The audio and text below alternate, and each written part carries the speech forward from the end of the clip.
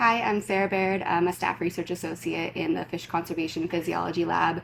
I started in this lab in 2012 as an undergrad and have worked my way up. And I currently study the physiology and reproduction of green and white sturgeon for conservation purposes.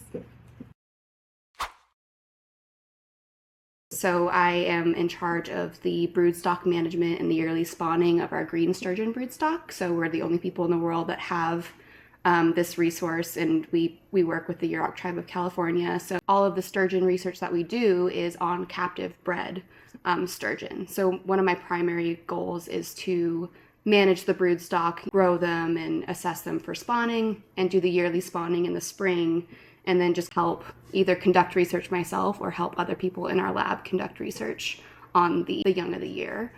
And on top of that is just a lot of teaching.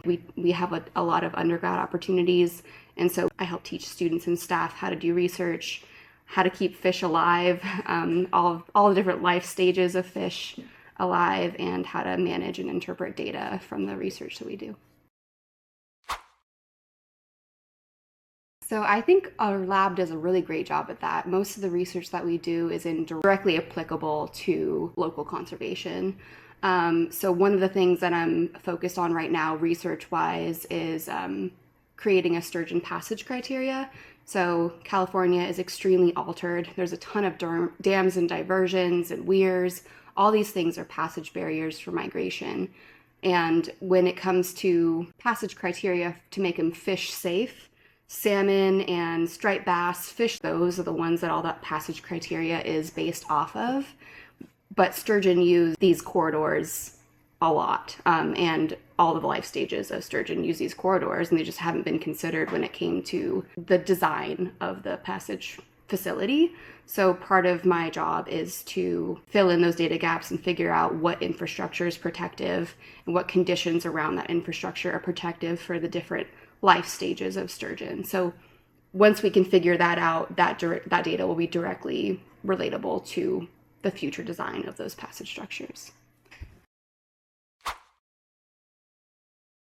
Sturgeon are continuing to decline, so part of our job in this lab is to fill in data gaps when it comes to recovery plans. So if a species or a subpopulation becomes listed, the next step is to create a recovery plan. It's basically like an assessment and a plan to alter the environment or improve on the environment to make it more protective to recover the species. So green sturgeon, the southern distinct population segment that's here in the Sacramento-San Joaquin watershed, has been listed for a while now, and the white sturgeon in our area, the listing is kind of going through the process. So with white sturgeon potentially being listed soon, that's going to add a lot more interest in sturgeon research. And so we're at a really great position to start adding white sturgeon back into our research. We've always studied white sturgeon, but now that they're going to be either federally or state listed, there's going to be more funding opportunities.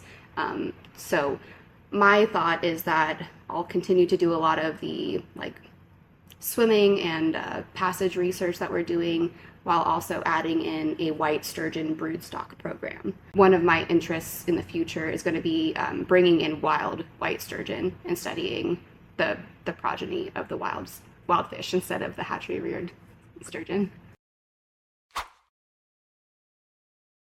For an undergrad at UC Davis, you're at an amazing place to get different opportunities, so I would definitely recommend people to get involved in research, whether it's a volunteer or a paid position.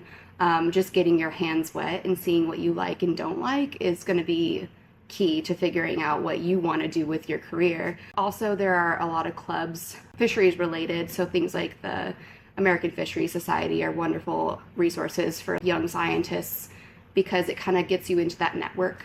There is a lot of who you know, and that can really help you find opportunities because it's a very competitive field. So you got to have something that's going to stand apart from maybe somebody who didn't take advantage of research opportunities during undergrad or didn't go to conferences and just network that way. So I'd highly recommend doing that.